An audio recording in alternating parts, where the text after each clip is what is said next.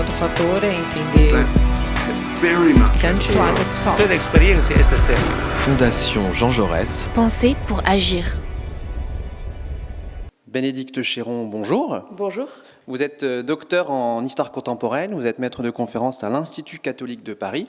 Puis peut-être surtout, vous avez rédigé une thèse sur le cinéma militaire de Pierre Schoendorfer, qui a donné lieu à un livre en 2012, que je conseille à chacun de lire, bien évidemment. Et puis, vous travaillez surtout aujourd'hui sur les enjeux de représentation collective du fait militaire et peut-être sur le rôle ou le lien armée-nation qui n'en est pas un. Je pense qu'on y reviendra, ou peut-être plutôt sur les relations armée-société. Et puis, on peut dire que vos travaux ont donné lieu à ce livre publié en 2018, qui s'appelle « Le soldat méconnu ». Et on se disait avec nos collègues de l'Observatoire que l'élection présidentielle arrivant, donc la foire aux idées arrivant, avec des idées bonnes et parfois moins bonnes, il était peut-être utile de remettre les points sur les i. Donc je souhaite qu'on mette les points sur les i aujourd'hui, et peut-être en commençant par une première question. Le chef d'état-major des armées, le général Lecointre, avant qu'il ne quitte ses fonctions en juillet, a donné une audition parlementaire à la Commission de la Défense nationale, à l'Assemblée nationale, sur la singularité militaire. Alors, Madame Chéron, qu'est-ce que c'est la singularité militaire ou la spécificité militaire ? Alors d'abord, il y a une petite différence sémantique. Les militaires ont tendance à dire singularité militaire. Et en fait, c'est une reprise de la spécificité militaire, qui est une notion qui est arrivée dans le débat universitaire, dans le débat savant, à partir des années 80-90. Et c'est intéressant parce que on voit que la question de cette spécificité militaire s'est posée à peu près au moment où, par ailleurs, dans le débat public, on était en train de s'interroger sur le fait que peut-être les militaires allaient devenir des fonctionnaires comme les autres, des agents de l'État. Et donc on voit bien toujours que c'est en miroir en fait, qu'on finit par se demander mais qui sont ces personnes qui portent un uniforme, qu'on a l'air de classer dans une catégorie particulière de la fonction publique et en même temps dont la fonction a tendance à se banaliser au sein de la société.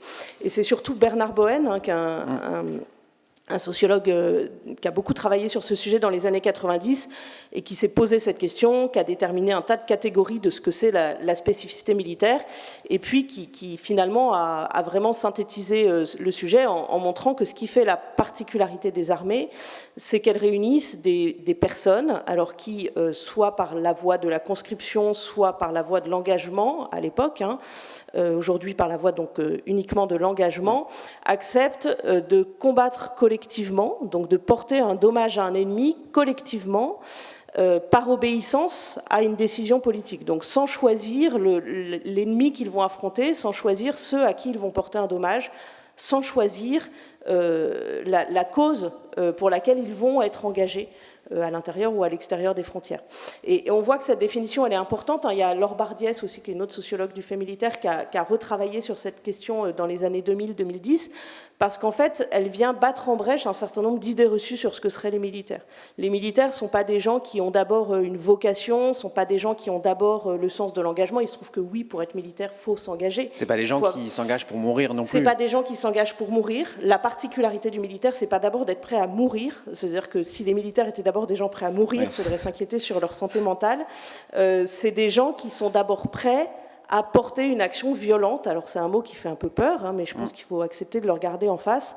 À porter une action violente contre un ennemi qui est désigné par l'autorité politique. Et si en fait on ne tient pas compte de cette question de spécificité militaire, j'ai tendance à penser que la place des armées dans la société est mal comprise et que du coup les usages aussi qu'on fait de la force armée peuvent être très dispersés, en particulier dans des moments où le politique cherche des moyens de montrer qu'il a du pouvoir et où évidemment l'affichage du fait militaire est un moyen très, très rapide et très efficace. On va y revenir sur les usages dispersés.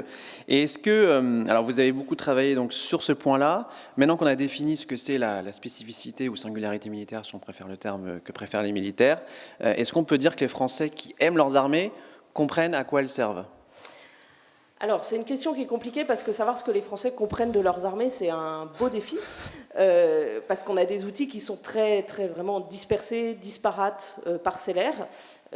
Quand on travaille en histoire des représentations, on essaye d'avoir cette humilité de se dire on ne sait jamais vraiment très bien en fait quelles sont les représentations que les gens ont dans leur tête.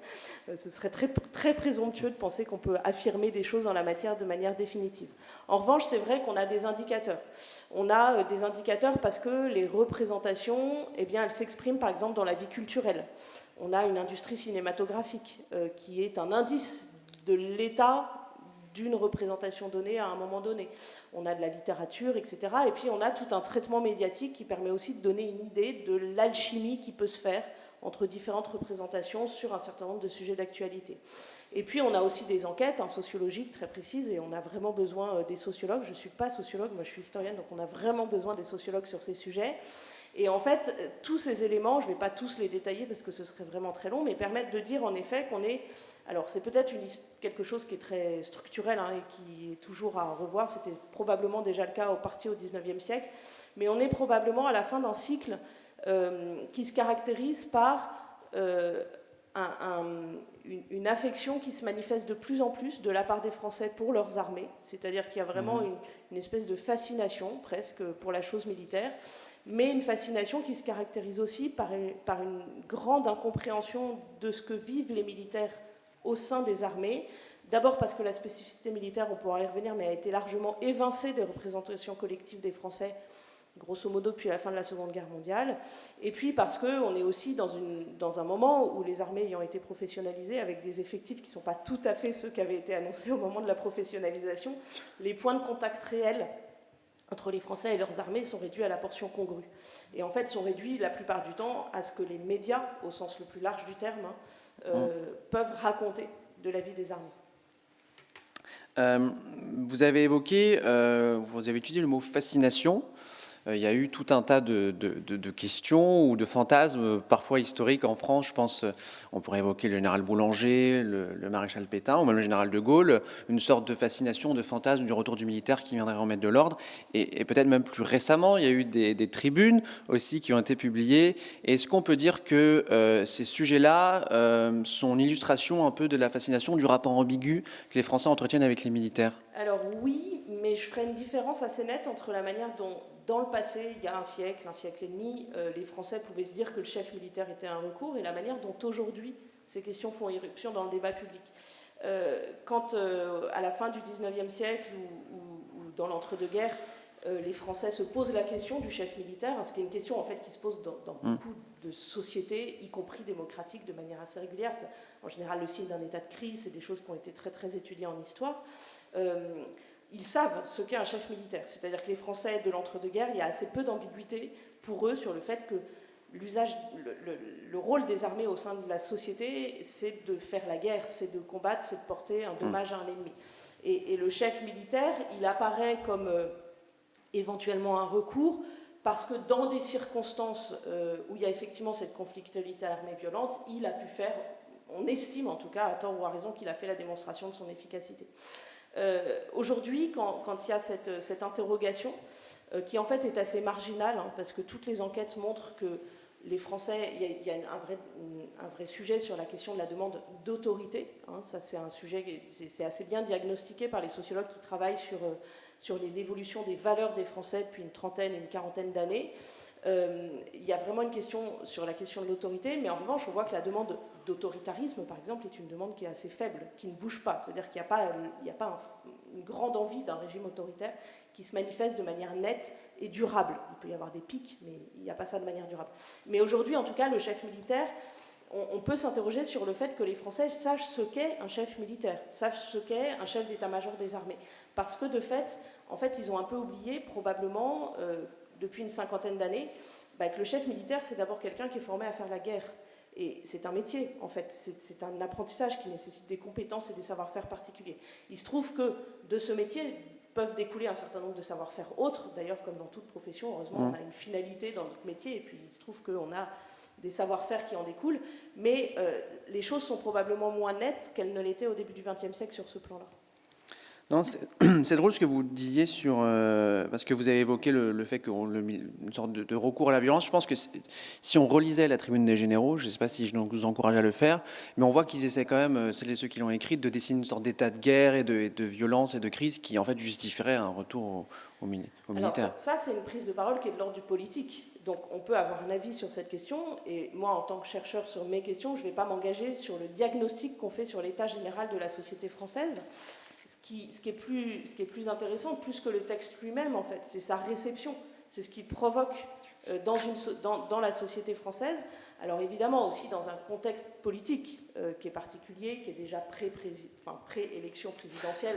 C'est un peu le cas tout le temps, hein, en fait. Alors ça devient un peu le cas tout le temps. Mais en tout cas, on est effectivement dans des contextes aussi qui teintent la réception. On sait aussi qu'il faut observer toujours quand ce genre de texte fait irruption dans le débat public, comment il a fait irruption. Il y a des mécaniques médiatiques qui sont à l'œuvre et qui font que des textes qui peuvent finalement passer complètement sous les radars à un moment donné, eh bien finalement vont faire la une de l'actualité pendant quelques semaines. Donc ça, c'est vraiment un sujet. Mais ce qui est sûr, c'est qu'en fait, plus une société se perçoit en crise, et je suis prudente là-dessus parce qu'il faudrait, le diagnostic de cette crise, on le sait, est un diagnostic compliqué. Alors, crise de cohésion sociale, crise de cohésion nationale, tout ça, c'est des choses sur lesquelles il y a débat, hein, vraiment, sur le plan scientifique et universitaire. Mais plus une société se perçoit en crise, eh bien, effectivement, plus la fonction militaire va apparaître comme un recours. Voilà. Et ce qui est intéressant, c'est qu'on voit bien que, eh bien, on arrive à un moment où, probablement, cette perception de la crise est telle qu'effectivement, il suffit de pas grand-chose pour que le débat sur le rôle des militaires dans le monde politique devienne un débat un petit peu enflammé et inflammable.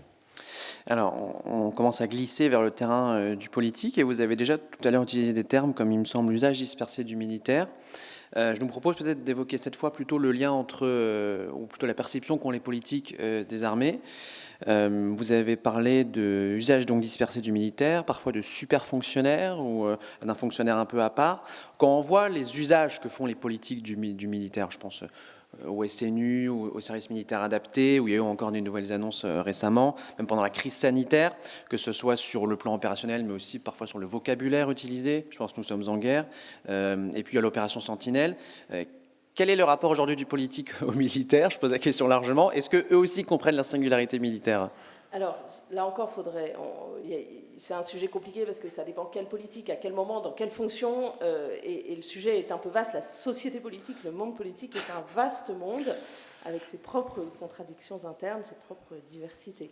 Ce qui est sûr, c'est qu'en fait, là-dessus, il y a une continuité. C'est-à-dire que il y a une continuité et à mon sens aussi une évolution assez fondamentale. Il y a une continuité, c'est que l'idée que les armées sont disponibles pour le politique, pour des tâches qui sont parfois extrêmement variées et très prosaïques, c'est pas une idée nouvelle. C'est-à-dire que entre la fin de la guerre d'Algérie et la fin du service national, la suspension du service national universel, donc de la fin de la guerre d'Algérie aux années 90, il y a beaucoup de jeunes garçons, enfin de vieux monsieur aujourd'hui, mais à l'époque jeunes garçons principalement, qui peuvent se souvenir d'avoir fait des tâches qui n'étaient pas foncièrement militaires, d'avoir ramassé des poubelles dans les rues de Marseille pendant les grèves des éboueurs, etc. Donc en fait, ça, d'avoir transporté, j'ai souvenir, j'ai plus la date exacte en tête, mais à un moment pendant une grève du fait que les armées ont été sollicitées pour faire du transport public à la place des sociétés de transport public, donc c'est pas quelque chose de nouveau. C'était d'autant moins le cas à ce moment-là qu'on avait une armée, en fait encore une armée de masse, avec un appel qui fonctionnait pour le service militaire.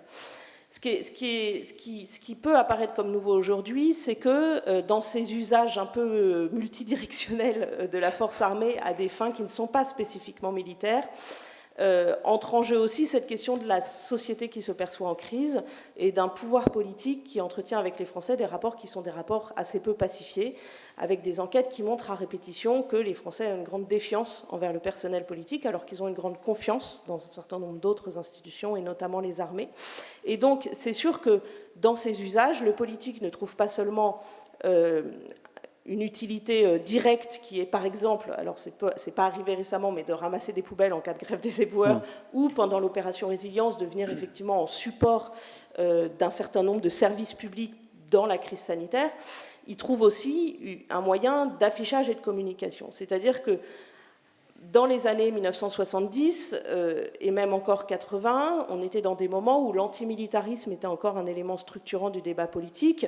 Et donc, si les politiques faisaient usage de la force militaire à des fins non militaires, ça avait une utilité pratique très directe, mais ça n'était pas forcément un moyen de communication et d'affichage extrêmement efficace politiquement, ne serait-ce que parce que le militaire était un élément clivant dans la société, la question du rapport au militaire était un élément clivant. Aujourd'hui, on a des armées qui ont une bonne, voire une très bonne image dans la société de manière assez durable, et par ailleurs qui sont sollicitables, quand bien même elles sont en fait assez peu nombreuses, qui sont sollicitables sur ordre de manière assez simple. C'est-à-dire que les militaires, si on leur demande de faire quelque chose, ils vont le faire. Ils ne vont pas protester, ils ne sont pas syndiqués. Ils ont une liberté de parole politique, et c'est normal, qui est assez limitée, et c'est normal, puisque le chef des armées est le président de la République. Mais du coup, ils vont le faire. Et pour le politique, c'est un moyen aussi de faire une démonstration de sa puissance régalienne. Et c'est vrai que c'est une tendance qu'on peut observer en fait depuis le début des années 2010. Ça a été le cas déjà un petit peu avant, mais c'est vraiment le cas depuis le début des années 2010 et qui a été extrêmement renforcé après les attentats de 2015 parce que le déploiement de l'opération Sentinelle n'était pas du tout d'abord une décision d'affichage et de communication, hein, loin de là. On peut tout à fait comprendre ce qu'a légitimé ce déploiement dans les premiers mois qui ont suivi les attentats de 2015. En revanche, ça a, en effet second, si je puis dire, constitué aussi un élément d'affichage et de la force régalienne et de la puissance régalienne. Et on voit qu'en fait, il y a une tendance à la récurrence de plus en plus rapprochée dans le temps à ces déploiements et à ces usages. C'est quand même assez drôle parce que donc aujourd'hui, les armées sont moins nombreuses puisqu'il y a la conscription, la fin de la conscription, pardon, ce qui fait qu'on peut imaginer qu'il y a parfois des tensions un peu opérationnelles, mais spécifiquement parce qu'elles sont moins nombreuses et donc plus appréciées, on fait plus appel à elles parce qu'elles sont devenues consensuelles et donc il y a une sorte de tension. Il y a un paradoxe là-dessus, de même qu'il y a un paradoxe entre le fait que en fait, les opérations extérieures récentes, autant que la communication militaire puis politique qui en a été faite, ont contribué à une pédagogie de la spécificité militaire, à une nouvelle pédagogie de la spécificité militaire, c'est-à-dire que réellement, il faut se rendre compte que la communication opérationnelle telle qu'elle se déploie depuis l'embuscade d'Uzbin, la deuxième partie de l'engagement en Afghanistan, remet sur le devant de la scène l'acte combattant en lui-même, ce qui avait été largement effacé de la communication militaire depuis la fin de la guerre d'Algérie, et de manière très nette, dans les archives, on voit qu'il n'y a pas de communication opérationnelle. Il y a pourtant beaucoup d'opérations extérieures dans cette période, et il n'y a pas de communication opérationnelle. Donc il y a bien une réaffirmation de la spécificité militaire, et à la suite du militaire, il y a aussi cette réaffirmation par la parole politique. C'est-à-dire que les politiques aujourd'hui, et les présidents de la République singulièrement, assument bien davantage que leurs prédécesseurs la potentialité combattante et violente que contient tout engagement opérationnel des armées à l'extérieur du territoire. Et paradoxalement, dans le même temps, on réaffirme la spécificité militaire, mais on multiplie des usages des armées dans des fonctions qui ne sont pas spécifiquement militaires. Encore une fois, ça peut être légitime de manière ponctuelle. On le sait, il y a une règle sur le fait qu'on n'a pas d'autres forces à disposition, pas d'autres moyens à disposition. C'est la récurrence. Et voilà. Mais il y a une forme de récurrence et de pérennisation en fait, des dispositifs qui méritent, je pense, d'être interrogés, et également une forme d'utilisation en termes de communication politique qui n'est pas complètement neutre, évidemment. Et là encore, on voit qu'il y a une inflation dans le vocabulaire politique sur des questions non militaires d'un vocabulaire qui est un vocabulaire guerrier et militaire. Pour rester sur cette thématique du politique et du militaire, notamment de la relation du politique aux armées, la question du SNU, je suppose, va revenir d'une façon ou d'une autre sur le devant de la scène, puisque comme c'est l'élection présidentielle, c'est la foire aux idées. D'ores et déjà, le candidat Jean-Luc Mélenchon avait proposé l'année dernière un SNU sur la base, notamment justifié par le changement climatique, qui fait qu'on aura peut-être besoin de plus de sécurité civile, de plus de policiers, de plus de pompiers, et pourquoi pas plus de militaires. Et il me semble que vous évoquez souvent que le service militaire de la conscription se justifiait par le fait qu'il y avait une menace. Est-ce que si on prend le problème comme ça, dans le sens, il y a le changement climatique, il y a un danger, il faut qu'on remette la conscription, est-ce que ça marcherait ? Alors d'abord, il faut bien différencier un service national d'un service militaire. Le service militaire en France, à partir de 1965, il fait partie du service national. Mais il y a déjà, à partir de 1965, l'idée qu'on va diversifier les voies du service national. Les voies, en tout cas, d'accomplissement de l'appel par l'idée qu'on puisse faire un service national qui ne soit pas un service strictement militaire. Et puis on le sait, jusqu'à la suspension, en fait, ces voies, elles vont se diversifier, et la diversification de ces voies est un des facteurs d'explication probablement de l'affaiblissement de la conscription au fil des années 80 et 90. En fait, on peut avoir plein de points de vue politiques sur la question d'un service national qui serait la manière dont on demande à une jeunesse à qui l'État, la nation, aurait donné pour son éducation, en quelque sorte de rendre, si je peux être aussi prosaïque, en tout cas voilà, un moment de son passage à la vie adulte, de donner du temps au service d'une nation à laquelle la jeunesse doit appartenir, se sent appartenir, doit se sentir appartenir, etc. Tout ça, c'est une question de débat politique qui, en démocratie, me semble parfaitement sain, qu'on soit pour, qu'on soit contre, qu'on soit pour des formes comme ci, comme ça, etc. Ce qu'il faut, en revanche, me semble-t-il, c'est que le débat soit posé sur des fondations historiques un peu fermes. Solide. Un peu solides et pas sur une mythologie. Or, je pense qu'il existe une vraie mythologie du service national. Voilà. Peut-être plus d'ailleurs que du service militaire. C'est-à-dire que les deux se sont confondus dans une espèce de mémoire complètement brouillée qui fait qu'on pense que le service militaire, qui a été assez fondateur de l'histoire de la Troisième République, de l'histoire de la manière dont les Français se sont conduits dans les guerres mondiales, ce qui est vraiment un sujet qu'on ne peut pas laisser de côté. En fait, on a tendance à oublier que ce service militaire, il répondait à un besoin qui était de disposer d'une masse de combattants pour faire face à un ennemi qui était assez proche, qui était de l'autre côté d'une frontière terrestre, qui était l'ennemi allemand, évidemment. Et en fait, dans la diversification des voies du service national, dès les années 1960, on a des discours de Pierre Messmer, qui est à l'époque ministre des Armées, et qui sait déjà qu'il ne va pas être possible de continuer à occuper tous les jeunes garçons français dans les armées, alors que se profilent des équipements nouveaux, l'arme nucléaire, qu'on est certes dans un contexte de guerre froide, mais que les techniques de guerre évoluent, et que donc on va moins avoir besoin d'une armée de masse. Mais à l'époque, ça paraît inenvisageable de se dire simplement, eh bien, ceux dont on n'aura pas besoin, on ne va pas les utiliser, on ne va pas les appeler. Donc on n'appellerait qu'une partie de chaque classe d'âge. Parce que précisément, on est dans cette histoire nationale dans laquelle le service militaire a joué un rôle dans la reconstruction après la défaite de 1870, dans la victoire contre les Allemands en 14-18, etc. Et donc, tout de suite, en fait, le discours évolue très vite vers l'idée que le service militaire, il n'est pas là pour former des combattants, il est un creuset national, il est un rite initiatique où tous les jeunes Français doivent passer parce que c'est ce qui constitue la nation. Mais ce dont on se rend compte, c'est que l'éclatement progressif des finalités du service national, le fait que les voies d'accomplissement soient variées, le fait qu'on oublie tout simplement de dénoncer une finalité très concrète qui est que la majorité des jeunes garçons qui continuent à faire leur service militaire, c'est quand même in fine, théoriquement, pour disposer d'une armée efficace, et bien fait que les effets secondaires du service militaire, qui étaient la cohésion nationale, le brassage social, etc., qui ont existé, même si évidemment dans le discours politique ils ont pu être un peu mythifiés aussi, mais qui ont existé, eh bien ces effets secondaires apparaissent comme une finalité en elle-même. C'est-à-dire qu'on se dit on va réunir, en fait le service national, ça consiste à réunir des gens pour qu'ils vivent ensemble, pour apprendre à vivre ensemble, une espèce de serpent qui se mord la queue.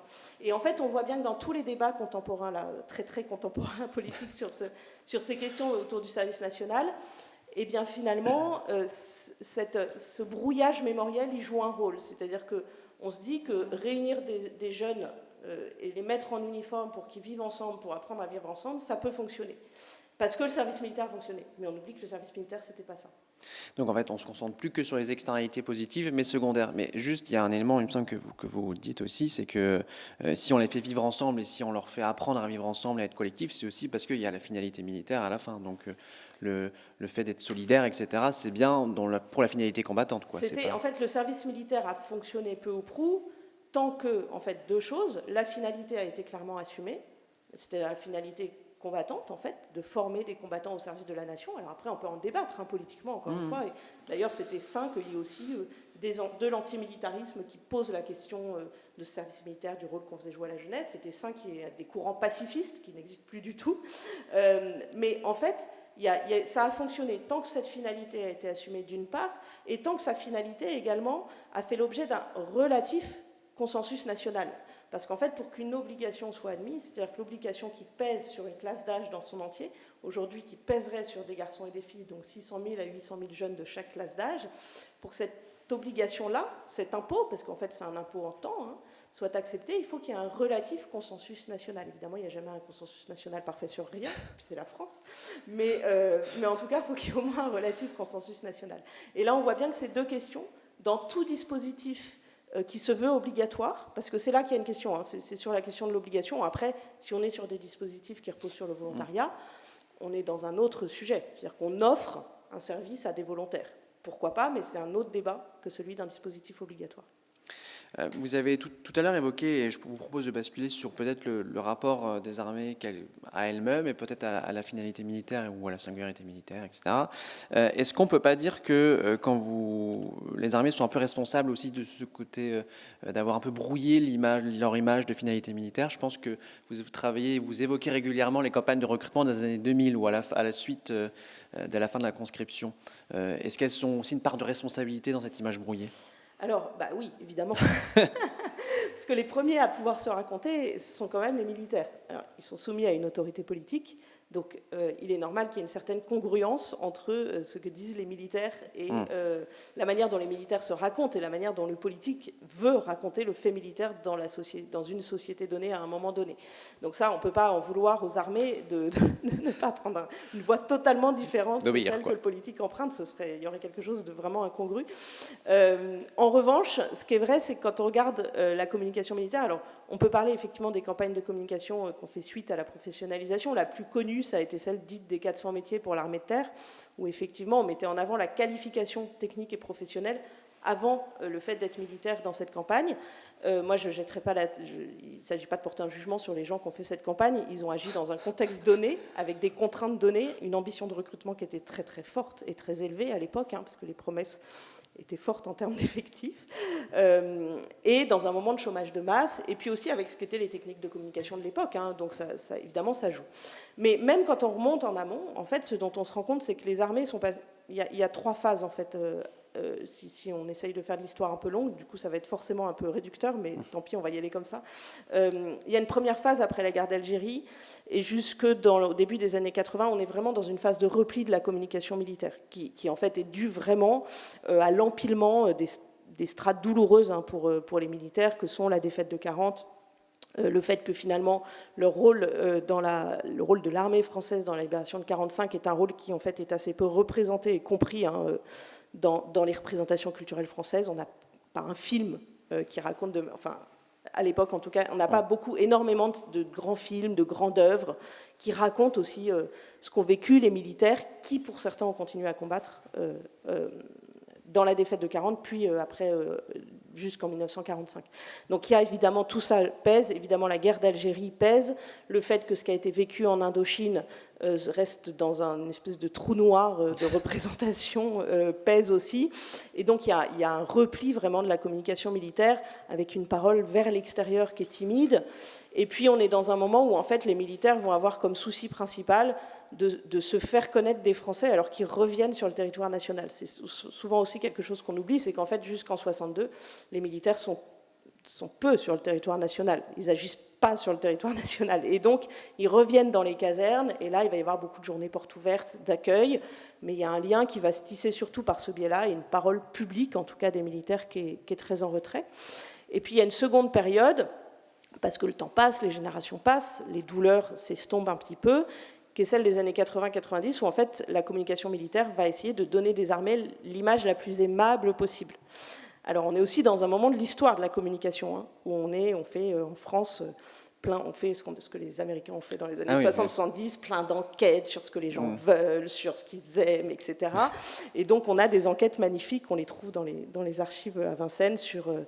On demande aux Français quel est l'uniforme qu'ils préfèrent, celui de l'armée de l'air ou celui de l'armée de terre ou celui de la marine. C'est l'armée de l'air qui a la cote à l'époque en termes d'uniforme. Enfin, il y a des tas d'enquêtes comme ça. Et l'idée, en fait, c'est de donner des armées l'image la plus aimable et la plus séduisante possible. Et forcément, dans cette optique-là, l'idée de la guerre et du combat, dans un moment où on est encore pas loin des mouvements antimilitaristes militants. La fin du Larzac, c'est 81, enfin voilà, c'est quelque chose qui reste un peu de côté. Et puis, c'est la chasse gardée du politique, c'est-à-dire que c'est le politique qui s'exprime sur les opérations. Quand il y a l'attentat du Drakkar au Liban en 1983, c'est le politique qui s'exprime, et le politique s'exprime en fait de manière assez fugace, et puis en des termes qui sont ceux qu'on retrouvera beaucoup plus tard au moment de l'embuscade d'Uzbin, du tragique accident, etc. Mais du coup, le rapport de force politique qui fait que les militaires sont engagés dans ce rapport de force au Liban n'est pas du tout explicité, et la potentialité combattante de la présence à l'extérieur n'est jamais explicitée. Et puis, on a une phase nouvelle, effectivement, après la professionnalisation, et qui en fait va vraiment évoluer avec l'Afghanistan et la période 2008-2012 en Afghanistan, où là, les militaires vont réaffirmer l'idée que, en fait, s'engager dans les armées, c'est accepter de combattre. Et donc, il y a une finalité combattante à l'engagement militaire. Je ne sais pas si j'ai répondu à la question, parce que j'ai beaucoup digressé. C'est très clair, 3 périodes, ça me semble.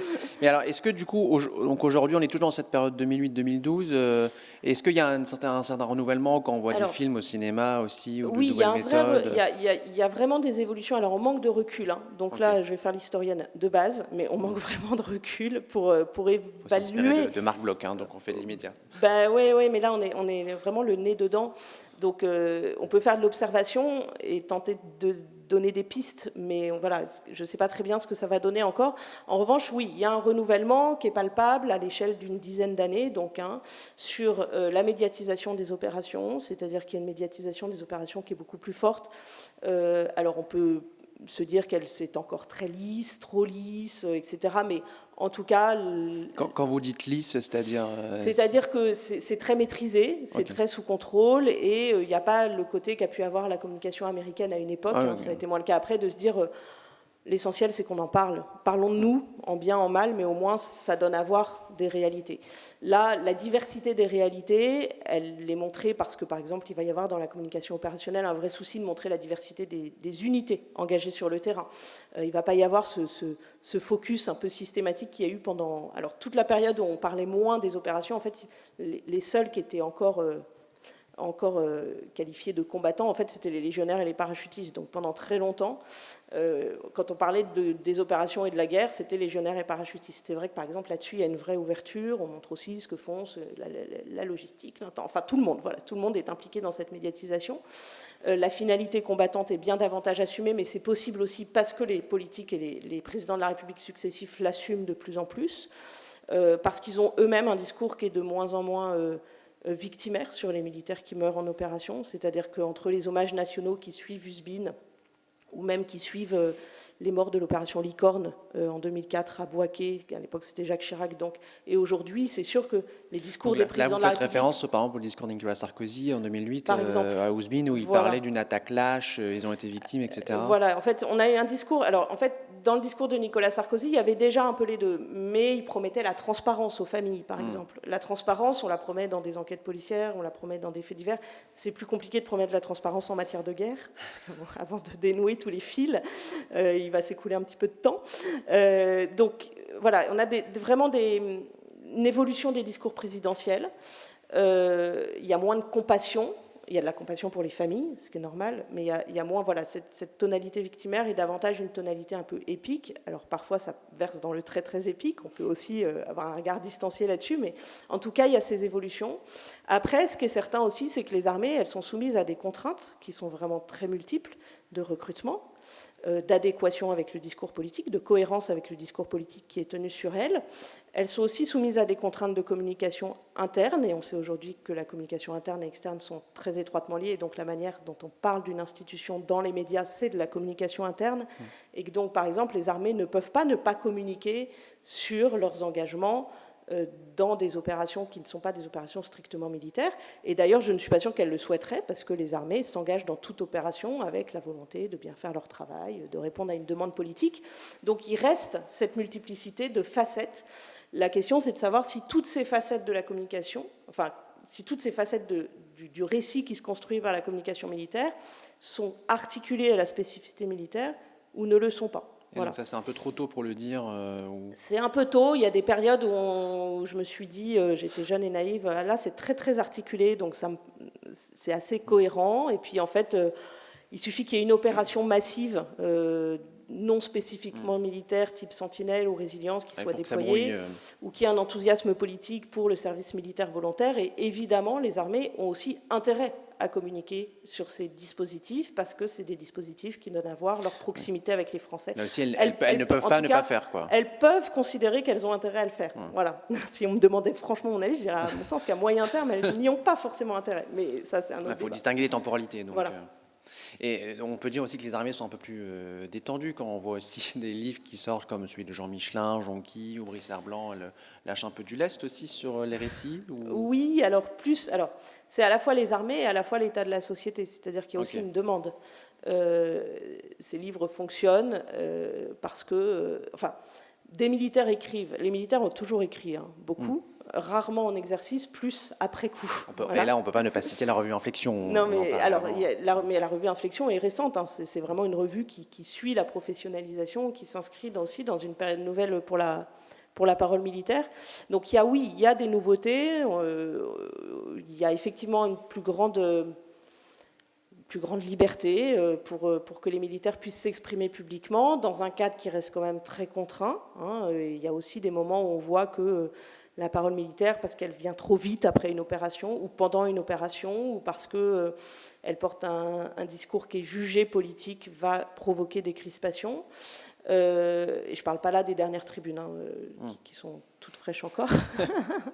Mais oui, il y a davantage de facilité à ce que les militaires s'expriment. Après, on reste quand même dans un héritage qui est très contraint. Et ce qui est frappant, c'est qu'on voit qu'il suffit de peu de choses en fait, pour que pour que des autorités militaires, parfois dans leur interaction avec les autorités politiques, se recrispent de manière très forte sur la parole militaire. Après, c'est jamais linéaire, les évolutions en histoire. Souvent, il y a des paliers, il y a des paliers, des sinusoïdes. Et donc, la tendance est plutôt à une plus grande ouverture. Mais voilà, on manque vraiment de recul. Il y a aussi des évolutions en termes de relations avec les milieux culturels, avec les milieux universitaires. Et ça, c'est des choses qui jouent dans la manière dont les armées se racontent, parce qu'il y a évidemment la médiatisation grand public, mais il y a aussi toutes ces relations qui se font au jour le jour et qui ne rencontrent effectivement plus d'opposition par rapport à des époques où, dans les milieux culturels, plus ou très peu en tout cas d'opposition, il n'y a plus cette méfiance a priori d'un certain nombre de milieux pour les milieux militaires. Et on voit par exemple que le travail que fait la mission cinéma, on peut évidemment discuter de la qualité des films qui sont soutenus par le ministère des Armées. Là, c'est une question de goût, de couleur, de tout ça, d'analyse de scénario, etc. Voilà. Mais en tout cas, au-delà de la qualité des films qui sortent, qui pour certains sont bons, d'autres moins bons, eh bien, en fait, c'est aussi des moments où il y a des occasions d'échange et de dialogue. Voilà, y compris parfois avec des oppositions franches. C'est-à-dire que ce qui est plutôt sain, c'est que le ministère des Armées ne va pas faire semblant de vouloir soutenir des films qui vont porter un discours trop critique sur les armées, donc vont dire non, là, c'est pas possible. Mais du coup, cette clarté du dialogue, finalement, est plutôt saine. Ça permet à ceux qui veulent faire des films critiques sur les armées de les faire, parce il faut que ça existe. Et ils n'auront probablement pas un soutien du ministère des Armées, mais ça permet aussi à d'autres de faire d'autres types de films. Alors, je me permets une dernière question. Comme la période présidentielle arrive, ça sera un peu une question de conclusion. Est-ce qu'il faut sauter sur toutes les personnes qui parlent de lien armée-nation dans les mois qui viennent pour leur demander de définir ce qu'ils entendent par là ? En fait, le lien armée-nation, c'est un peu comme les valeurs militaires. Plus on en parle, moins on sait ce qu'on met dedans.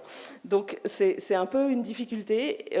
Les politiques, parce que les armées sont bien vues aujourd'hui, parlent beaucoup des militaires pendant les périodes électorales et pas que pendant les périodes électorales, d'ailleurs. Donc, on revient à ce qu'on disait tout à l'heure. On pourrait faire encadrer tous les jeunes délinquants par les armées. On pourrait faire, les projets ne manquent pas. Et tout est toujours mis derrière le lien armée-nation et les bienfaits des valeurs militaires. La difficulté du lien armée-nation, c'est qu'on a l'air de créer deux entités, la nation et l'armée. Or, il n'y a pas deux entités, en théorie. Voilà. Et même le mot lien, il pose problème un peu. Pardon ? Le mot lien, il pose problème un peu, peut-être. En fait, ce qu'il faut, c'est que les gens comprennent ce qui est sain dans une société démocratique, c'est que les gens sachent ce que font les militaires, ce qu'ils vivent, d'accord, et conscience qu'il y a des gens qui portent l'uniforme, sont prêts à combattre un ennemi, à porter un dommage à un ennemi au sacrifice éventuel, mais encore une fois au sacrifice éventuel de leur intégrité physique et psychologique, en leur nom. Voilà, c'est le principe de l'armée professionnelle dans une démocratie. Et donc il faut que cette relation-là, elle soit connue. C'est-à-dire que l'indifférence n'est pas saine. L'absence, on parle beaucoup du lien armée-nation, mais dans les débats qui précèdent les élections présidentielles, la question de la place des armées au sein de la société et du rôle qu'on leur fait jouer dans la politique étrangère française est une question qui est quasiment absente. Voilà. Quasiment. C'est-à-dire que tout le monde est d'accord pour dire qu'il faut donner des sous aux militaires. Voilà, c'est plus du tout un sujet clivant. Même les partis, même lutte ouvrière... je mélange on ira toujours. jusque-là. Même le NPA. En fait, ils n'interviennent pas sur le sujet. Ils disent pas on va baisser le budget des armées, on n'en parle pas. Mais du coup, en fait, c'est devenu un sujet presque trop consensuel. Voilà. Okay. Et du coup, le lien armée-nation, il s'inscrit aussi dans cette espèce de facilité sémantique qui ne permet pas d'expliciter correctement les choses. D'accord. Donc, comme dirait Michel Rocard, il faut sans doute injecter un peu de gauchisme là-dedans pour secouer l'écosystème. La question, c'est de savoir si les armées doivent avoir une bonne image ou une image juste, en fait. Et la bonne image, elle est peut-être très consensuelle. L'image juste, elle est peut-être un petit peu plus clivante, mais c'est peut-être plus sain que les Français aient une image juste de leurs armées que simplement une bonne image qui soit un peu consensuelle. Écoutez, c'est trop beau, je pense qu'on va terminer là-dessus. Comme ça, on va laisser matière à réflexion, une belle image ou une image juste. Merci beaucoup, Bénédicte Chéron, pour cet entretien et à très bientôt. Merci.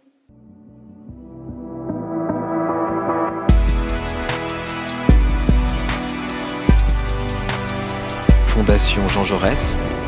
Penser pour agir.